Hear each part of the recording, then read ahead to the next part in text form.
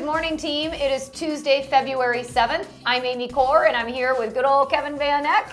We are excited to be with you again this morning. Yes. We have a really great topic, one of my favorites, something I like to do a lot. Communication. We're going to be talking about the art of it and how to do it really well. So it's still really cold. It's February. Grab your warm cup of coffee and let's jump into the next episode of Coffee with Amy and Kevin. That's right. Good morning, Amy. Good morning, everyone. Thanks for joining us again. Communication. So we have to do it, whether it's for work or personal. And so communication can either make or break several things. It can make or break your relationships, not only with your clients or with your family, but also with colleagues. So communication, and specifically effective communication, is really important because it's going to get you further in life, get you to where you want to go. It's going to allow you to generate more referrals and business. And so communication is important. There are a ton of tips, and I suggest if you were ever bored one night and up at 2 a.m., feel free to Google communication tips, and you'll have a plethora of things to read. We're going to give you 6 hot tips from Amy and Kevin today, so let's get started. Yes, and the first one as it relates to communication is actually you not saying much. That's right. It is actually you listening. And I think as real estate agents, just even as human beings and who we are, sometimes we don't do a great job of listening. And so, we're putting this out as a reminder because as the market is rolling and things are getting busy, we sometimes are moving fast and we just want to get things done. And so we don't slow down. So let's remember that the conversations that we're in with everyone, but even specifically with your clients, make sure you're really listening. Make sure you're really hearing what they're saying and you aren't just waiting for what you're ready to say next. Because if you're really listening, the conversation is going to end up being a lot better. You're going to do a better job of making sure you're addressing any concerns that they have, and it's just going to create a better relationship overall. So I know we've said it before, but just make sure you put on your good listening ears because it's really going to help deepen and improve the relationships that you've got. That's great. Yeah, number 2, body language. So this is something you're aware of maybe when you watch others, but we're not so aware of our own body language. And this applies, of course, does this include like facial expressions? Yes. Okay. And I notice yours all the time. I can tell what Amy's thinking about what I'm saying just by looking at her face. So body language, we have to be aware of the way that we're reacting when people are talking, and it's Zoom and in person, right? Because on Zoom, sometimes people forget that there's a camera on them, and they do what I call the heavy head lean, which is where they just tip their head over and then prop it up on the desk with their fist. There is no bigger signal that someone is bored than the heavy head lean. So, not great for relationships, not great for communication. We can all see it and we feel it. So here's the thing, just be aware of your body language.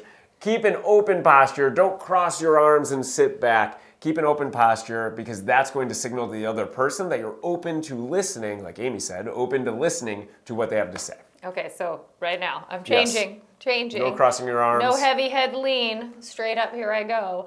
All right, number 3. Thinking before we speak. And I know we've all probably been caught in this where, you are having a conversation and, you want to immediately react to what someone is saying, whether it's, about something you did or didn't do. It might be something that, makes you honestly even react emotionally. And that happens a lot, whether it's in personal conversations, but also in business conversations. So we just want to remind you to think before you speak. And, I actually have learned to sometimes just take a deep breath in, honestly, to slow myself down. If you haven't noticed, I sometimes move fast, so I sometimes respond fast, sometimes things I shouldn't do. We all do it, but just do what you need to slow yourself down. And so I actually do a breath in, hold it for a second, a breath out, and then I go ahead with my thought. It also allows you the opportunity to kind of gain composure.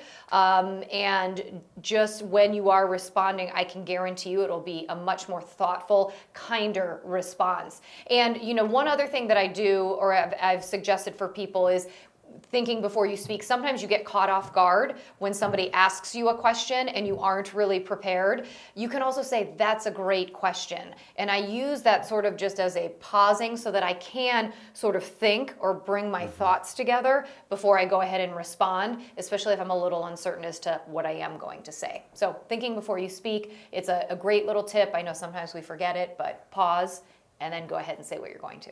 Definitely a great tip. I'm guilty of it, just launching into something. And if you weren't doing what Amy said in tip 1, which is listening, and you launch into some response, you're probably answering a question they didn't ask. All right, let's talk about being specific and brief. So here, look, many of us, we overtalk things, right? We're all guilty of it. Amy, no. Amy's exempt. We overtalk things and we say too many words. We fill with filler, or we feel like the longer we talk, the more points we're going to get, or the better our point gets across. It's not true. So a couple of things. One is just realize how long you are speaking for, the amount of time you are speaking in one stretch without asking a question or allowing someone to respond. Number 2, keep it brief, because if you fill it with a lot of filler words or you repeat yourself, whoever you're speaking with is going to only hear part of it, meaning they're going to tune out at some point, so they may not hear your full message. Mm-hmm. So they're not going to understand everything you're saying. It could be complicated. And then repeating things may also put people off to where they don't want to, the rest of the conversation is dead. Mm-hmm. So whatever you say next, or if they do respond, that's it. They're not going to be as engaged as they could be, and they may end up avoiding conversation with you because you're wasting all of their time all the time. So if you see that person and they're walking the long way around the hall to get away from you because you might have been speaking too much. No. And I think it's also just making sure that it's okay for silence in a conversation. Correct. Say what you need to say and then just shut the heck up. Yep. It's okay. It's actually sort of really powerful, and then allows the opportunity for, like Kevin said, things to be much more clear, much more direct. Let's talk about being clear and direct. And point number 5, which I think is so important, and we oftentimes don't do this enough, is know when to pick up the phone. I get it. It's so easy to text. Sending an email, it allows you to pull your thoughts together and detail everything that they need to know. But sometimes, and we all know when that is, there is that critical point where you need to have voice to voice. You've got to hear the inflection in their tone. And I know sometimes we avoid it when we know it's going to be a hard conversation. I actually think all the more reason to pick up the phone and face it head on. It allows the opportunity for emotion to come out, but then you can respond to that emotion.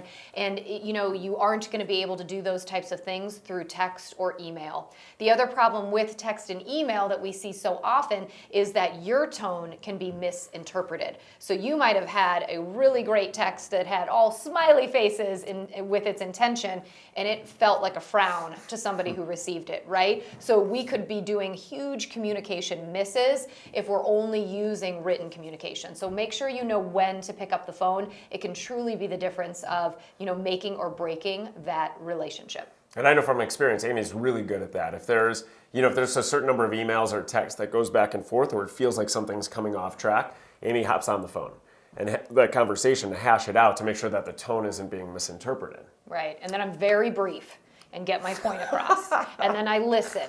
And I wait and respond, and don't just have a knee-jerk reaction. Right? Yeah, your head's not heavy either. Your head's not heavy, so we're not propping it up. That's right. All right, last tip, number 6.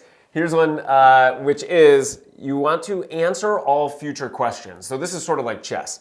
Anticipate before you speak, or before you have the conversation, or before you respond an email. Anticipate what questions might come out of it. Answer it all in that one communication.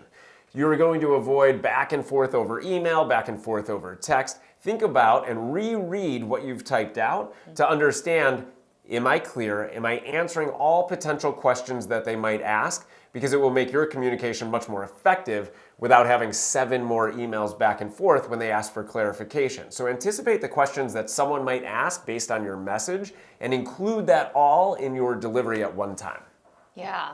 Really great tips. We hope these were really easy things for you to think about as you are out there interacting with clients, with friends, family, whoever it may be. But the art of communication truly is an art. Yeah. So, wait, what? I'm sorry, I wasn't listening. I'm just kidding. Okay. And on that note, please make it a great Tuesday. Stay warm out there, and we will look forward to seeing you next week. My hair is all over the place. Just remember, you got this.